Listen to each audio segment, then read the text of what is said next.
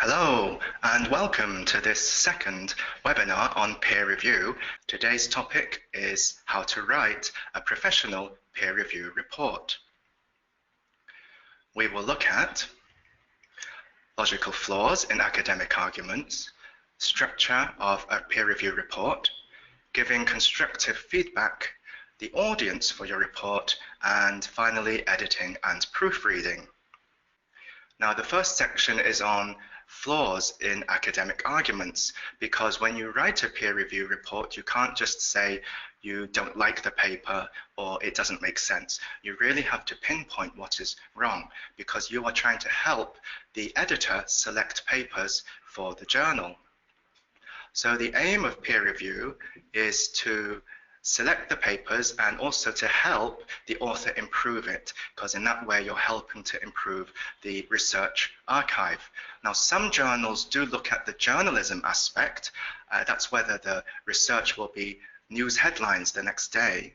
So that's a potential importance, potential impact.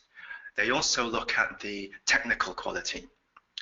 There's a second type of journals that only look at the technical quality and they don't care about the potential impact. So that's the study quality and reporting quality, ethics and integrity. Study quality includes whether the research question is relevant and the work hasn't been published yet. And study design has to be good, the study has to be ethical, the methods have to be appropriate and completely described so other people can repeat the work, and the data analysis has to be sound and the conclusions valid. For reporting quality, reviewers and editors look at the logic as well as the standard of the English and the presentation. And the work has to adhere to guidelines. There's international guidelines for human and animal work, so that's under equatornetwork.org. And you have to make sure the work is a good fit for the journal in topic as well as structure and format. So that means you have to be familiar with the journal guidelines. So definitely check the journal aims and scope as well as the particular instructions for authors. Now, you also have to double check you don't have conflicts of interest that might interfere with the objectivity of your review. You may have to excuse yourself. This includes being a current co-worker with the authors, or, for example, working for the company that makes a product that the authors are studying. Also check that the area of expertise is correct and you do have the time to complete the review by the deadline given by the editor. Now, in the first seminar on Monday, I spoke about the structure of a research paper. So here's a recap. It includes the introduction, methods, results, and discussion. At the beginning, there's the title and abstract, and at the end, there's end matter, for example, references and ethical declarations. So together, the shape of the logical organization looks like a king or a queen chess piece on a chessboard. So that does show that logic is very important. It begins broad at the beginning because you give general background, and then the topic and specific problem, and it starts narrowing down to the specific aim, and then the actual study's methods, results, and key findings, which lead to the discussion section, which opens out again and becomes broad as the author discusses the meaning of the findings and the solution to the problem and what the study means in the real world. So the author has to make sure all these sections are present and flow logically, and as a reviewer, you also have to look for these. Now, the conclusion at the end, or the solution to the problem, is the main claim of the paper.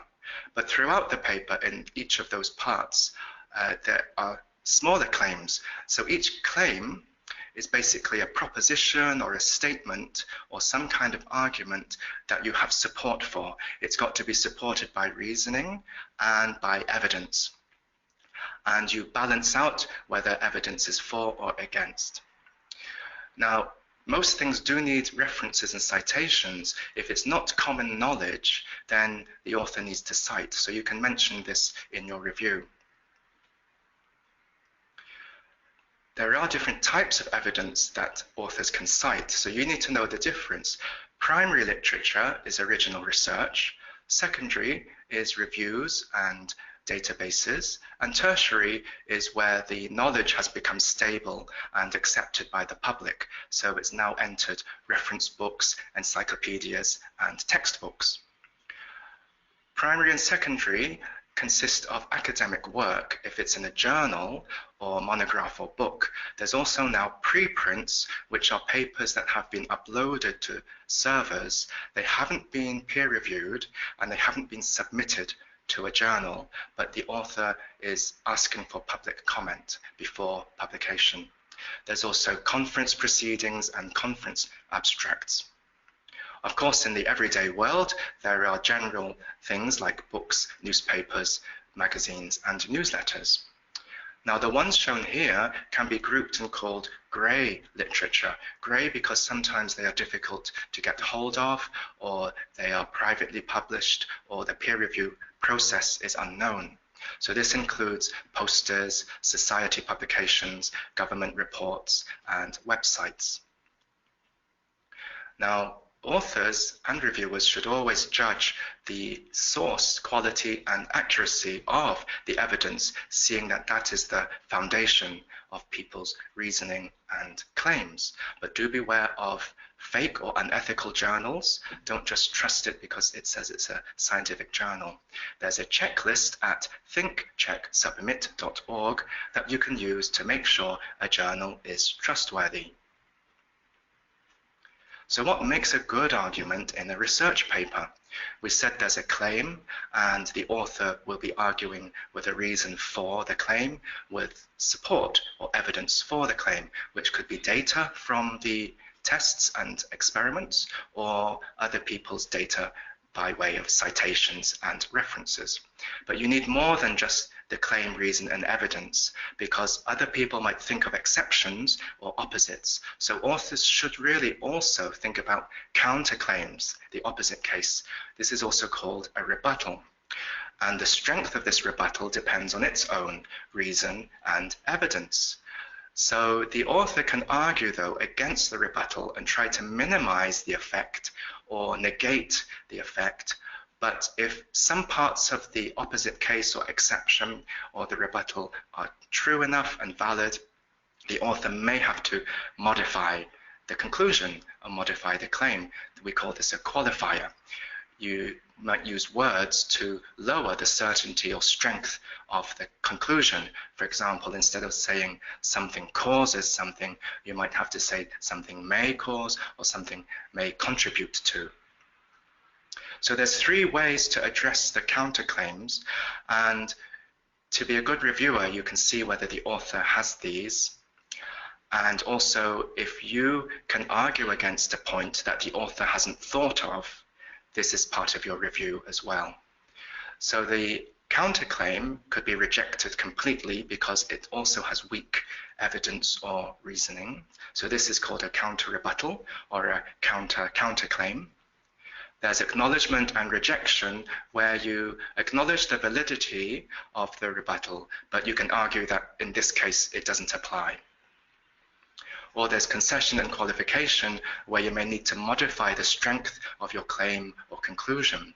So you accept some part of the counter-argument and you use some hedging or weakening words like may or might. Also watch out for ABC. A stands for assumptions. So check that your own assumptions and the author's assumptions are sound, including the relevance and focus of the assumption. B is for bias. Is there bias in the study itself or in the reporting? Or does the person have a financial or personal relationship that might be a conflict of interest? C is for contradictions. So does one part of the argument then say the opposite later on? Or is the language not consistent? The problem and solution might actually not use the same wording and you've answered a different question. Now, I'm going to try an experiment. If you type in the chat box, then type your answer to what you think is wrong with these arguments, because you need to pinpoint and be familiar with different types of flaw in arguments. Here's the first one. The study of X et al. Means his colleagues, his or her colleagues, was unreliable because they carelessly failed to use an appropriate design. Their other studies are thus unreliable. So if you see there's a problem, please type in the chat box what you think the problem is.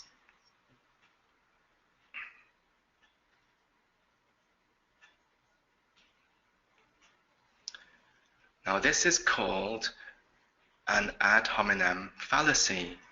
There's different types of logical flaw. They're called fallacies, and sometimes they have Latin names. Actually, it just means a personal attack. So when you are writing a review, you should criticize the research, not the researcher. Here it says they carelessly failed to use an appropriate design. The reviewer could easily have said the study did not use an appropriate design. There's actually a second flaw as well. The last sentence says their other studies are thus unreliable. This is called a genetic fallacy. Genetic meaning the origin of something, so it's an origin bias. It's actually prejudice because the reviewer here thinks just because one study was flawed, all the other studies of that author or the group of authors are flawed. But that's not true.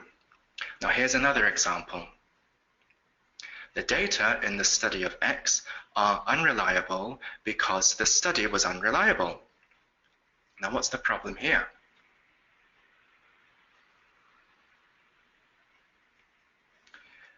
Now you'll see the words are similar, study and unreliable. So this is a circular argument, or begging the question, or a circular fallacy. And sometimes authors will define something, but then they use the words of the definition inside the definition. In this example, the study had a small sample, so the effect was too small to detect.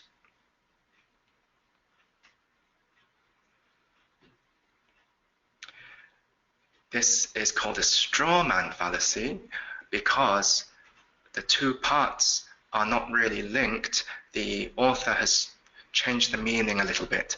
So all because the study had a small sample, then they've used another meaning of small, and they say the effect was also small, but that doesn't really link together. Here's another example. The study of X was flawed in either the sample size or the inter-rater reliability. Inter-rater reliability is whether the different researchers who repeated the work, whether their results agreed. But this one is a false choice fallacy because the choices presented are irrelevant, or they're forcing the reader to choose. But there's no reason why the study is only flawed in one thing or the other, the sample size or inter-rater reliability. In this example, X found that the chemical induced multiple mutations in bacteria, but Y study showed mice were unaffected.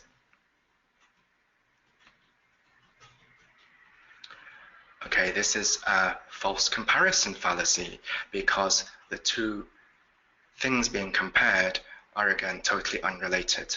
Having mutations in bacteria doesn't mean that mice would be affected. In what way? So the comparison is wrong. And the last example. Because X found that the chemical induced multiple mutations in bacteria, this chemical would be a useful bathroom cleaner.